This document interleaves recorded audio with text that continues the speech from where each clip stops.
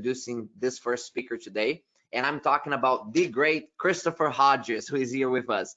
And Chris is well known by some members of our community. He is the author of Noble Automation, which is right behind him, right there. You can see it. That's his book, and he's an executive consultant and speaker for 25 years. He was a corporate leader at GE and consultant partner at Accenture and Lloyd, and he has helped Fortune 500 companies understand, apply, and lead with technology.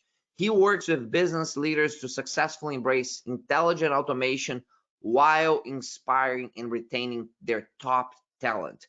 And it's a real gift, Chris, to have you here again with us. And thank you so much for taking the time to share your wisdom and expertise with our global audience today. Thank you, Jose. I certainly appreciate the introduction. Hopefully wow, sorry, that's not much of a way to start an event. Well, hello, everybody. Thank you, Jose, for the introduction. I'd like to jump right into, well, here's how it goes. Jack Welch had a problem, which meant if he had a big problem, I had a small problem. Or he had a small problem, I had a big problem. But I'm getting a little ahead of myself in the way this actually session goes. And let me explain what I mean by that. This is a story about leadership and technology adoption. And today we have leadership challenges in what to do with supply chains and how to adopt technology to use it effectively. And it starts with a boxy green Volvo. Okay, well, it wasn't quite this boxy, but anyway, boxy green Volvo. So it's 1996, and I am leaving the United States Navy. It's my last tour in the United States Navy. And you might have a picture of something like this, something glamorous with a sunset and a combative ship. But the truth is, I was living in London, going to graduate school, finishing a shore tour. It wasn't quite as exciting as that really neat ship. However, the exciting part was I was joining Jack Welch's GE. And Jack Welch's GE just at the time that Six Sigma was kicking off. Because Six Sigma at that time was Web 3.0, it was decentralized finance, it was the web, it was all that level of hype and energy and excitement in 1996. And so as a young guy going into a corporate environment, it was pretty damn exciting. So there I was leaving the Navy, but I was leaving the Navy with graduate school loans, a couple of kids, and moving all the way across the world. It was pretty reckless because I then bought this brand new Volvo. And the question is, why would you extend yourself and buy a brand new Volvo when you're just leaping out into the world? And the reason is, I grew up valuing three things particularly. One was quality, one was reliability, and one was positive fatherly praise. Well, Jack Welch was going to be positive fatherly praise, quality was going to be Six Sigma, and reliability and stability was going to be this Volvo. So extend myself I did. I moved to Silicon Valley. Well, this building wasn't there at the time, but I moved to Silicon Valley, which is perfect for an Anglo-Asian family. My wife's Japanese. And we couldn't afford to buy a house in Silicon Valley, and you certainly couldn't do it now. So we rented a place, and we didn't have a dog, and so the Volvo kind of became the family pet and the family dog. Anyone who owns a Volvo can understand what that's all about and how that feels. Anyway, so for 2 years and 2 states and 4 houses, I worked like a maniac to pay off those school loans while my family, kind of buttoned things down, and the Volvo became our sense of stability. Well, after 2 years, I finally got 3 years, I got a great opportunity to go to Tokyo and take my first big job with GE. And so I was going to move my wife, who of course I said is Japanese, to Tokyo. Very exciting. Everything was looking great. We get to Japan. She's excited. I'm excited. Right up until I get off the elevator on the top floor of the ANA Hotel for the welcome party. Maybe you've been to the 36th floor of the ANA Hotel in Tokyo. There's a teppanyaki restaurant up there. Think of Benihana, right? But instead of Benihana, where they make volcanoes of onions and all that other crazy stuff, Japanese don't do that kind of theatrics. But what they do is they put live shrimp right on the grill. It's a little scary to watch. Anyway, so I step off the elevator and I put my hand out and I say to the boss that I've never met before, I'm here to help you run Six Sigma and e-business, which were Jack Welch's top 2 priorities. So I'm all excited about that. And then the tone changed. He looks at me and he says, reaches out his hand, well, it's too bad, because the two things I don't care about are Six Sigma and e-business. I don't know about you, but I went from feeling like the excited young guy ready to do a good job, kind of like the people in your organization right now, to feeling like I was one of those shrimp cooked on the grill. So I went back to the hotel room and I thought about saying to my wife, we got to reconsider this job. This isn't going to go. But when I got back, she was so excited to be in Japan that I said, well, we're going to make this happen. We're simply going to make this happen. So I had another problem. Back in the United States was that Volvo, and we had no place to store it. So we had a choice, sell it or spend a huge amount of money to bring it to Japan. So ask yourself, would you sell the family dog? Of course not. You don't sell the family dog. So we spent a bunch of money and brought it all the way to Japan. So there I am with the stability again. So when I actually had to go to work every day, thanklessly working on Six Sigma and e-business with my current boss, my family on the weekends, we would go around on the weekends and we would see Japan. And so that's what we did. We spent a lot of time on the weekend seeing Japan, driving the Volvo, everything was great. About a year goes by and Jack Welch announces he's going to hold court on all GE businesses in Japan. So he's going to come to Japan and we're all going to present to him. And we're going to do it at a 4-star hotel right in the middle of Tokyo. In fact, it's the Four Seasons Hotel. So that was pretty exciting. So my boss begrudgingly says to me, okay, Chris, well, you get 2 slides and 5 minutes. Now, I don't know about you, but if your career ever depended on 2 slides and 5 minutes, well, that's what mine did. So I worked like a maniac to try to get ready for those 2 slides and 5 minutes, not say too much, not ramble, you know, all that kind of thing. So the time finally came and Jack sat in the middle of this conference table and each of the businesses paraded in and out. And like I said, I was pretty young at the time. So it was kind of an intimidating experience. And then the real intimidating experience is seeing Jack at the other side of the table, right? And the time came and he flipped through the pages and he finally looks up at me and he says, okay, Chris, what have you got? And I don't know about you, but it looked like this to me, tunnel vision, straight down the channel to see his face. So I gave my 5-minute presentation and I managed to not say anything stupid. And I managed to talk about a new electronic document approval process that we had put in place, first of its kind in Japan. I know that sounds very ancient in today's world, but it was really advanced. No more stamps and signatures and all that kind of thing. So I was excited. I get through that. I didn't blow up. And then Jack, as Jack always does, asked 2 really very difficult questions. So when he asked those questions, you know, you kind of freeze a little bit. And I was smart enough and lucky enough or whatever, and I got it.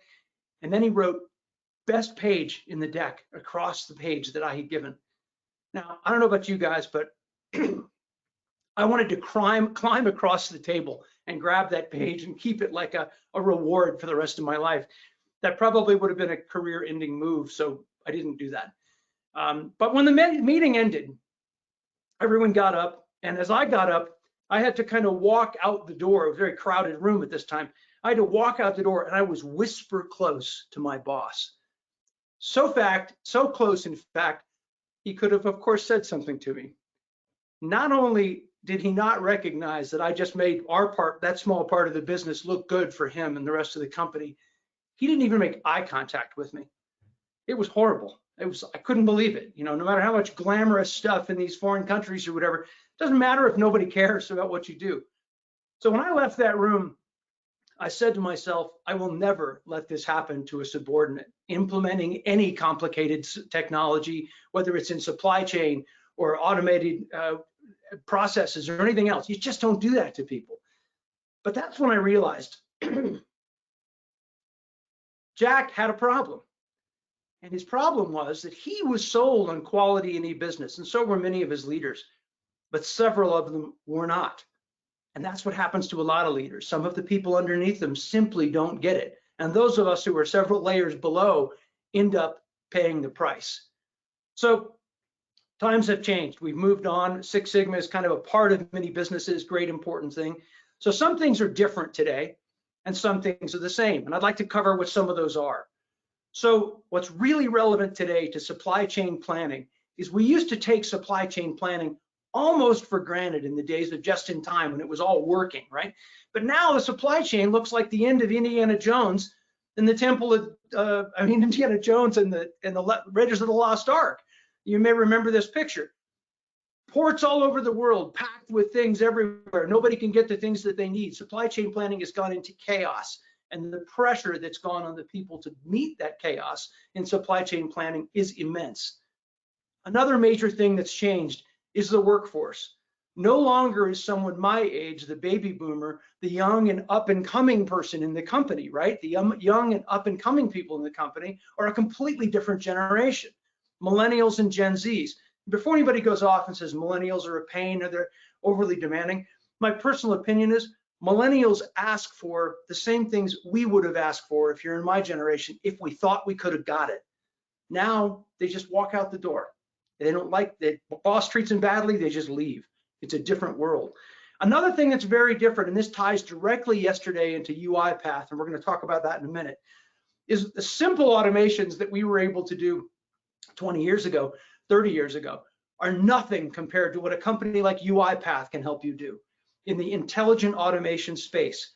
The capabilities are mind-blowing, and we'll cover some of those in just a minute. And actually yesterday we had a great presentation on intelligent automation. If you didn't see yesterday's presentation from UiPath, go back and watch it. Watch that, compare and put these two together, and you'll see that it's like a puzzle pieces fitting together. So the world is very different in automation. Another thing's changed. Jack retired. In fact, he passed away.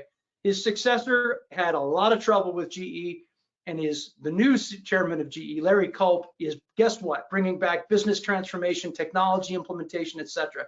It's exciting times at GE right now after a real tough period of time. Some things are still the same.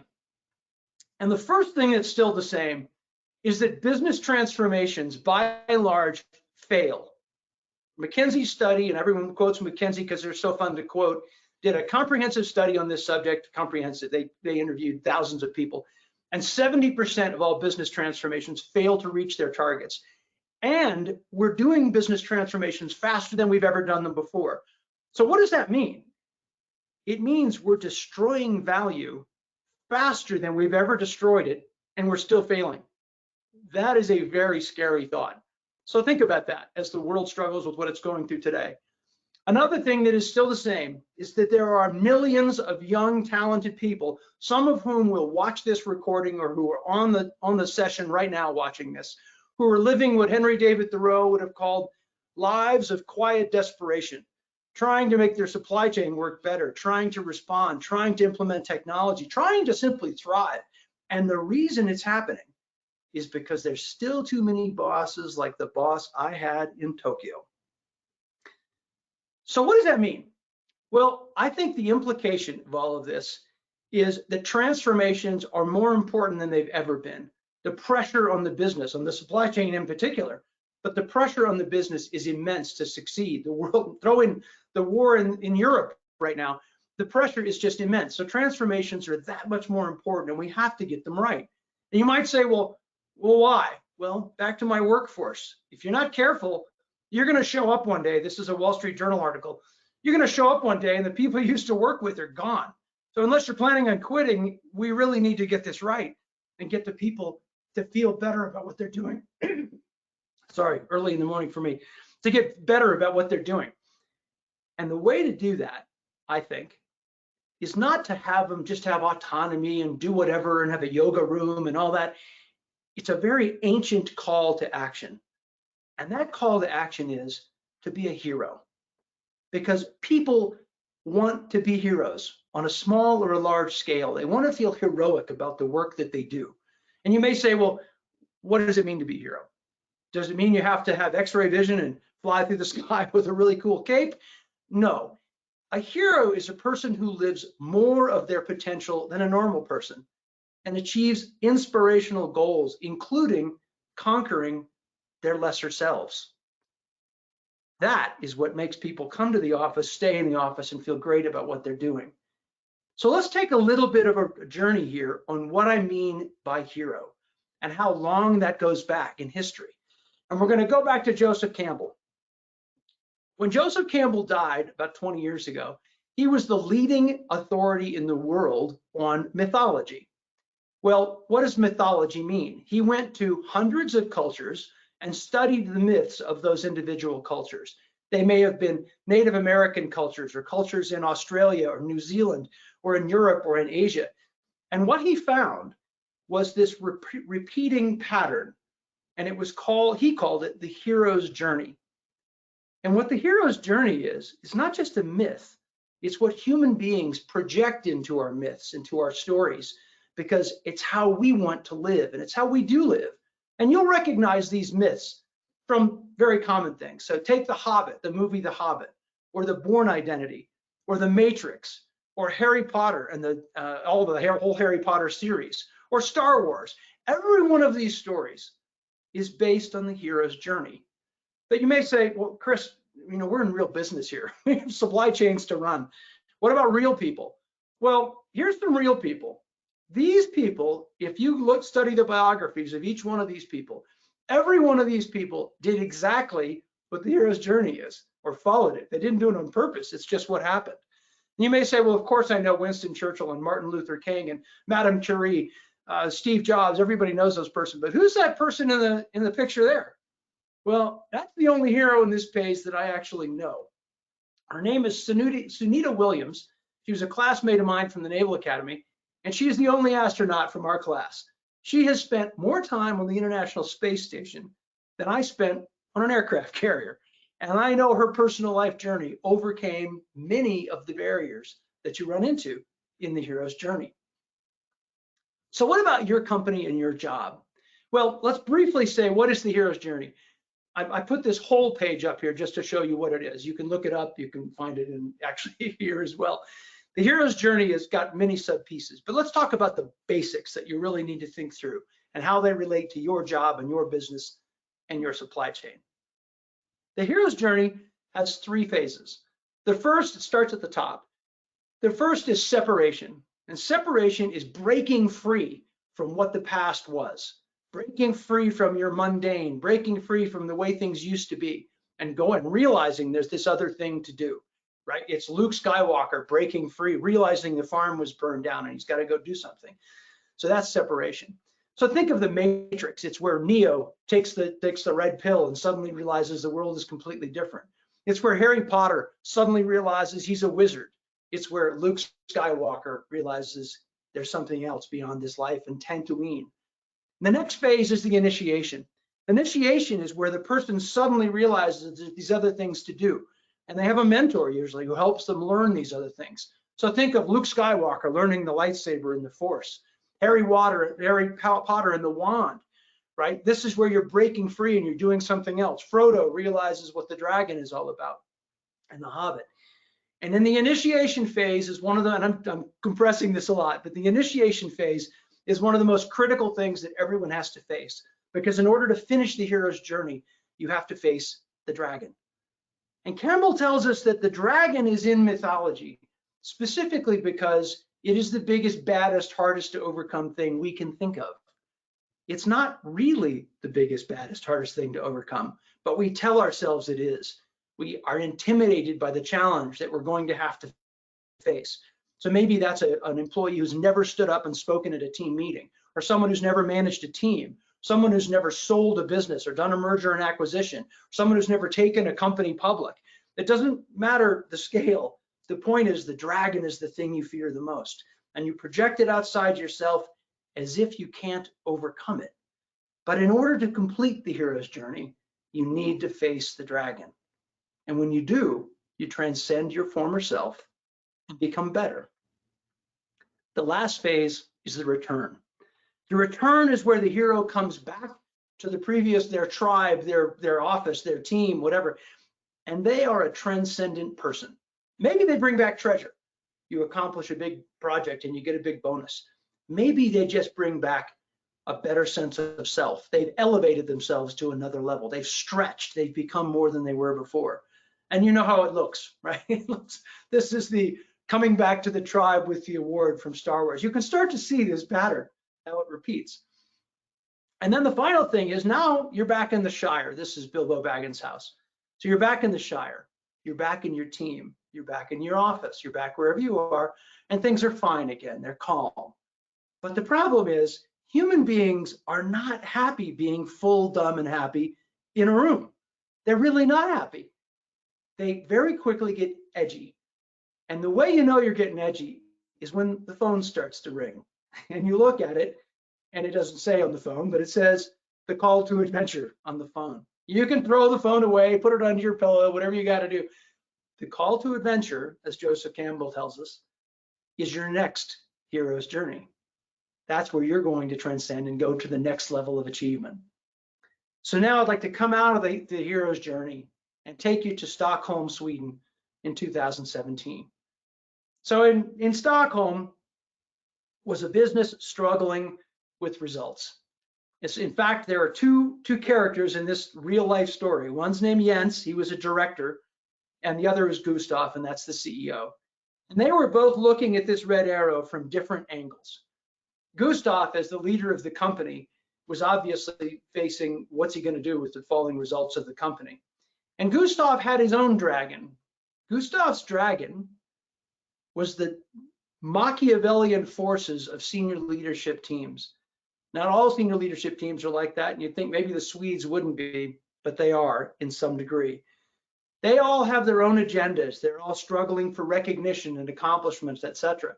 Gustav had to find a solution that served his senior leadership team, but got the results to go the right direction and not the wrong direction. Well, Jens had a very different story. He's in operations. He's got to figure out, think of everyone in every supply chain in the world right now. They've got to figure out, what do they do when it's 3 times the pressure and the same number of resources in the business? That's what Jens faced. It was complex, overwhelming. He didn't know exactly what to do with it. Well, the two of them are thinking about, so they've told me, right? I've heard this story came from the two of them. So the two of them are thinking about this at different points. One lucky day, they get into an elevator, and that's not a good picture because buildings in Stockholm are not that tall, very few of them. They get into an elevator at the same time, and the CEO is a friendly guy, so he says, "Good morning, Jens." And 3 minutes later, they step off of this elevator.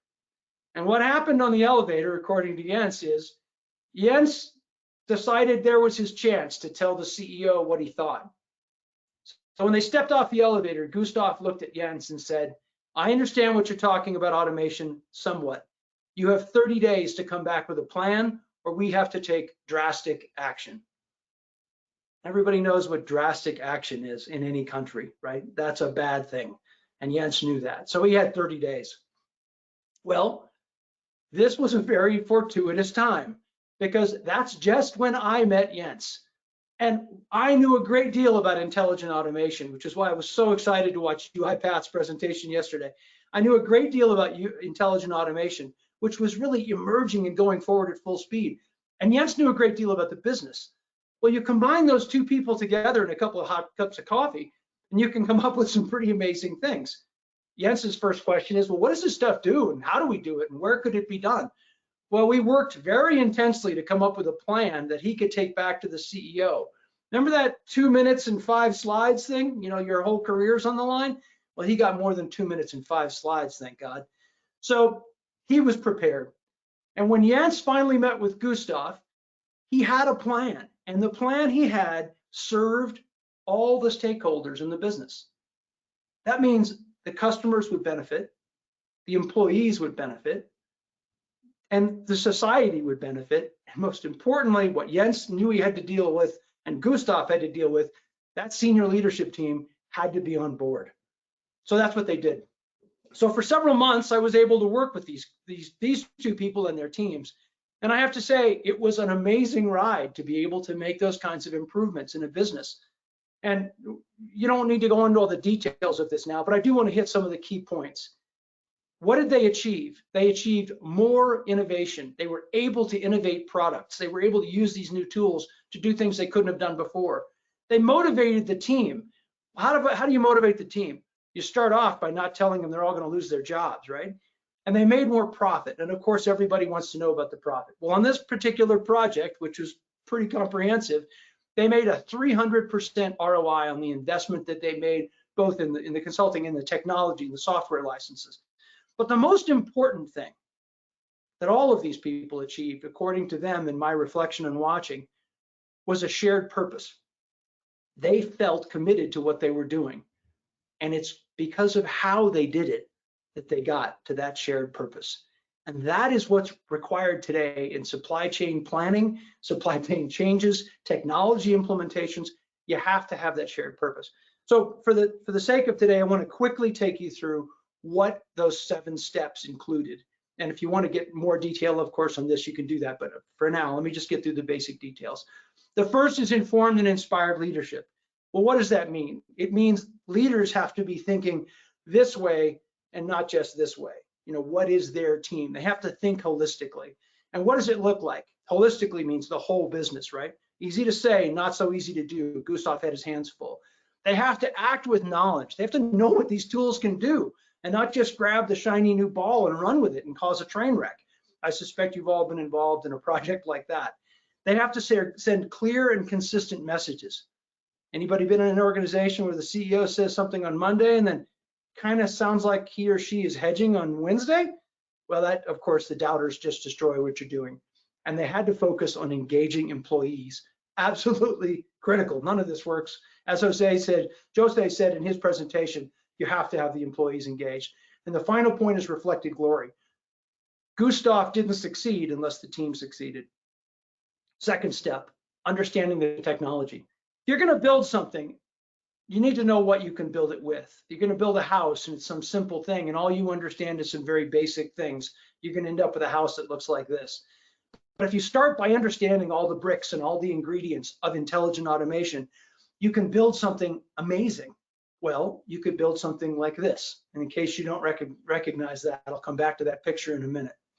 So what are those tools we're talking about? And again, go back to UiPath's presentation. They did a wonderful job showing this yesterday, or pieces of this. So some of those tools, robotic process automation, natural language processing, chatbots, virtual assistants, machine learning, and AI, and then keeping an eye to the future of the new stuff that might be relevant. That's what they focused on, right? And what they didn't do is focus on, well, I'll show you what they didn't do. The next step, now that they understood these tools, was to focus on value creation. Value creation. What is value creation? Think about it. It's what the customers actually care that you do, right? That's value creation. It's not all that stuff that goes on internally. And it's not this. Don't adopt some cool, meta thing. I think it's great that he has a name for it now, meta. This is probably a great tool for some things. It wasn't for these people, for their company and what they're doing. It didn't make sense. So focus on value. And when you do focus on value, you're chasing that pot of gold. And as Laurent Fiexier from Nestle, who wrote the foreword of my book, said, when you focus on driving all the waste and garbage out of the company and get that gold, you can invest in the people and innovate and take the business going forward. That's exactly what they did. The fourth step, empowered and excited teams. There's a lot more to this, but let me simplify it with employee engagement. Employee engagement has 7 major factors that are systemically proven to drive wonderful engagement from people. But what it really means is helping people genuinely feel important. So the checklist is important to know what those things are. Like, people love to develop. They love to get real feedback. Those are 2 of the points of the 7, but you know what it feels like. So that magic 7 was what they focused on, employee engagement. The 5th step is helping humans be heroes. That's why I talked about the hero's journey. Helping humans be heroes means knowing everyone on that team has a path. And if you don't help them see that path, they can create really negative paths. They can get all these fantasies of negative things happening in their world. And they, especially when you talk about automation, intelligent automation or technology, they can get really concerned about it. So what did they do? They sat down and said, we've got to help these people see a path. And by the way, some people's paths and hero's journey is outside the company. They're going to go do something else, and that's okay.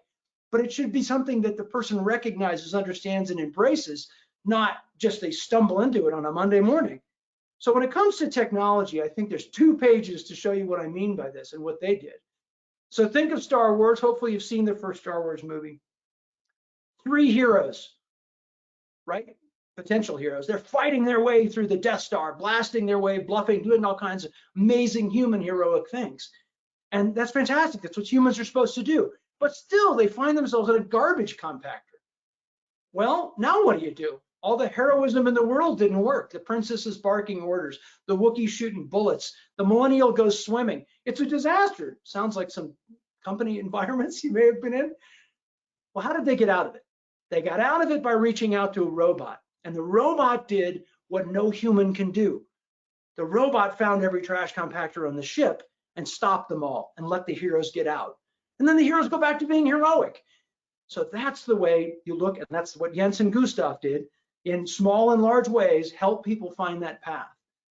The sixth thing is to find an operating model built for purpose. That sounds like a consulting term, so let me put that in real terms. If you end a project like this and turn it over to the team, this is one of my real projects, by the way, turn it over to the team, and this is where it stops. You just go, oh, this is what you do. Well, it's not gonna work. You gotta think through, of course, how's it gonna work? What are people gonna do with the real people who are gonna use these tools and execute that next order for shipping from Asia in your supply chain? What's it really gonna look like? So here's an example. Winchester Mystery House in San Jose, California. The woman who built it was convinced by a mystic that if she didn't keep building, she'd go to hell. So she built a house with 161 rooms, 47 fireplaces, 10,000 panes of glass, all because the mystic told her to keep building. Well, that's chaos. And if you do that in a business, eventually the business will collapse. Completely different alternative. Frank Lloyd Wright built this house in 1936, and it was recognized as the most important home ever built in the United States in the 20th century. And how did he do that? First of all, he spent 2 years visiting the site before a single pencil went to the page, because Frank Lloyd Wright said, I never design a building before I've seen the site and met the people who'll be using it. That's what an operating model looks like, right? So think of Frank Lloyd Wright in the operating model that you're building. And one of my favorite takeaway stories from this is about designing for purpose. Turns out Mrs. Kaufman, the owner of the house, really liked to skinny dip in the river. So Frank Lloyd Wright built those steps for Mrs. Kaufman to skinny dip. That is an operating model built for purpose. The last piece is aligning incentives and culture, and I'll say it in one slide. Charlie Munger said it, show me the incentives and I will show you the outcome. If you think you can get away with not aligning the incentives to what people are going to do and get a good outcome, look back in your life and ask when that's ever worked in a place you've been. And that's why Charlie Munger at 98 years old, I think, is so set on that point. So those are the 7 points that I now call the Noble Automation Now method. And at some point you might go, what's noble? Well, the 7 steps first. Do you have to do every one of these 7 steps perfectly? No. So I'd ask you, which set of steps do you want right there? The steps on the right, which are beautiful and made out of granite, but not complete and not installed and won't get you to the next floor, or the steps on the left, made out of cheap wood, but they'll get you to the second floor? The answer is the steps with the made out of wood. What noble automation means, it comes from noblesse oblige, and it means the responsibility of the people who are privileged to treat the people beneath them with nobility and decency. And is this a charity? No. It's the only way kings and queens stayed in power. If you don't treat the people underneath you with respect, they'll take off your head, metaphorically, right? So noble automation means doing automation in a way that serves the whole business. It combines intelligent automation and inspired leadership, and it maximizes the positive outcome for as many stakeholders as possible. So let me roll forward and wrap this story up, and I hope you kept that connection. So now we're back to Stockholm, Sweden. And the last time I saw Jens, he was on a stage presenting how intelligent automation had driven his company forward. And he was absolutely vibrating with excitement about the success that he and his team had felt from doing this. It was pretty amazing to watch. And so when he left the stage and the huge applause from all these people about what he'd done, it was wonderful. He said to me, hey, can I give you a ride back to the hotel? And I said, that's fantastic. So in the hotel, I'm in the car, I'm riding back and I'm thinking, How can your next transformation, you, anyone on this call or watching this later, how can your next transformation reverse the McKinsey story and be an incredibly successful model? Well, so he dropped me off, and as he was driving away in the new Volvo, I kid you not, paid for by his bonus, my Volvo had been sold years before, paid for in his bonus, I thought, well, the way that young visionary employees, hardworking people who really want to make it happen can succeed is 3 simple words: noble, automation, now. Thank you very much. I hope you enjoyed that presentation. Jose? Terrific as usual, Chris. Wow, fantastic. Thanks for sharing your journey. So many terrific insights you have here. I'm gonna ask you to stop showing your screen, and I'm gonna come back with my screen here. I encourage the audience to keep asking questions related to Chris' presentation. And Chris, one of the first questions is that I think people can really relate to your experience with the devilish boss, and and of course we're all aware of the great resignation that is taking place. Right. Yesterday, UiPath referred to it as the great migration, because people are actually taking on different roles. Now that they're resigning and kicking back and decided that they don't want to work anymore. I think being purposeful about the work that you do has become more important as people take perspective on their personal and professional lives. Having said that, what do you think is the best strategy when you are in the situation that you were in Japan at that time, that you are constrained by a leader on and sometimes a group of leaders in the organization? Every organization has good parts and bad parts, right? And good people and bad people. That's just how humanity works. As you gather people in organizations. So what is your advice for someone who is in that position today? Would you tell them to do what you did? Would you tell them to do something different based on what's going on in the world today? So say it's a great point. And hindsight is 2020, right? If I could have had that mentor, that Obi-Wan Kenobi, to come in and tell me what to do at that point, I would say this: that particular period of time, most of us are in a job. You can't just keep quitting jobs every 3 months, right? Your resume will look like hell and you'll never learn anything. And it's like these people who've been married 9 times. At some point, you need to realize maybe it's you, right? So if you're in a job, I actually had a conversation like that recently. So what I would have said is recognize what the dragon is. Understand that hero's journey is absolutely as ingrained in human beings as you can get. So that's your dragon. How do you face the dragon and overcome? You don't have to kill the dragon. How do you face the dragon and overcome it? Instead of saying it's just this one guy or one woman who's such a jerk or whatever, just understand that when that dragon is gone, the next dragon is going to come. So I wish I had had the strength of character to know this is the dragon I'm going to have to face, and I have to figure out how to maneuver around that dragon. And no, after some period of time, I'm going to change jobs, which I did. I left GE after several years after that, and I went on. And guess what I found at the next job? A dragon, just like yours, right? Jose, you've met plenty of dragons. So that's what I think from the employee point of view. Now, if you're the manager, how can you help that employee recognize it, see it in those terms? Because I think if we think it's the common human experience to face these things, then you feel better. You don't feel like, oh, it's just me, right? It's just my situation. So that's what I would do, which is, by the way, I spent a whole bunch of time in the book talking about that, but, and I want to, it's flame, there's my book over my shoulder. But anyway, my point is that hero's journey is a great liberating factor for managers and an individual person, specifically implementing technology. Sorry, that was a long answer, Jose. No, that's a very good answer, and this question is, and the answer is deep, right? Because we can spend 4 hours just debating this because of the importance and the depth of that. Let me switch to a different topic that was brought up, which has to do with the title of your book, Noble Automation. It sounds very noble, but can it be done? Because we are in amidst incredible technological revolution where technology is and will continue to displace a lot of people. So what's noble about that? And what can professionals and organizations do to make it indeed noble? So I think what I have seen, and you heard UiPath say this yesterday, and I certainly experienced it both with their tools and other tools in this space. If you go into this as a head cutting, I'm just going to slice up the 100 people off. First of all, you scare the hell out of the people that are going to stay behind, right? So that's not a good idea. I tell a great story about how badly that can be done.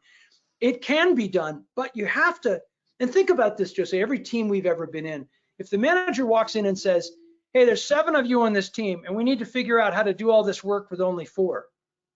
That's never going to happen. 7 people are not going to cut 3 of their jobs, right?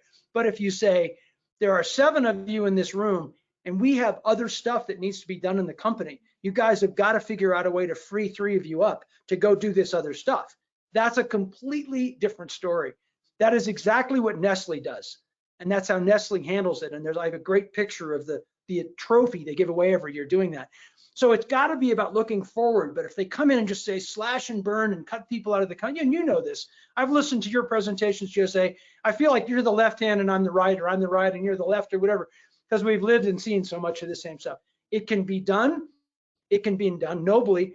But if you ever see, there's a George Clooney film, Up in the Air, sometimes people leave and they're going to need to leave, but there's a way to do that, right? There's a way to help them see that as the next step in their journey and not a miserable situation. Roger Crone, CEO of Leidos, I interviewed for the book, gives a fantastic description of how they do that. So it can be done. It has been done. I have done it. I have been in several companies. I didn't call it Noble Automation at the time, but I needed to put it into one title and make it in a book, right? So yes, it can be done. I think you've seen it done. Jose, you maybe didn't call it Noble Automation. You called it something else. There is hope. There is great hope that we won't have bosses with horns on their heads. We can get through it. Very much so. And listen, I'm definitely not taking any credit for this, but 20 years ago, when I was a leader of excellence and innovation at Nestle, that was a concept that we emphasized with the leadership very strongly. And back then it was more around lean, because lean was a wonderful implementation of efficiencies in the organization. But after a while, it started also to be known as less employees are needed, the abbreviation for lean. It's Right. a poor grammar, but the point is made. and I think what you're bringing today with Noble Automation is around the same vein, and it's much appreciated. It's you bring such insightful perspectives based on practice to all of us, and on behalf of our global community, we want to say heartfelt thanks for taking the time to share your journey, to share your knowledge and your lessons with all of us. Well, thank you, Jose. I'm happy to be in the tribe with everybody on this call. In the tribe, making this stuff, changing that water glass to go to success and not failure. Thank you very much for giving me the opportunity today. Thank you very much. Ladies and gentlemen, that was Christopher Hodges, intelligent automation leader, author of Noble Automation Now. So thank you, Chris, again for sharing your wisdom with us today. We are closing this session, and in a few minutes we'll reopen a new session with another great leader of intelligent automation. And I am talking about Daphne Liu, who is going to be here with us. Daphne is the head director of AI and machine learning of CEVA Logistics. She is going to talk to us about intelligent automation in logistics and supply chain. And it's a must-watch session. And I'll see you back at the top of the hour with Daphne Liu.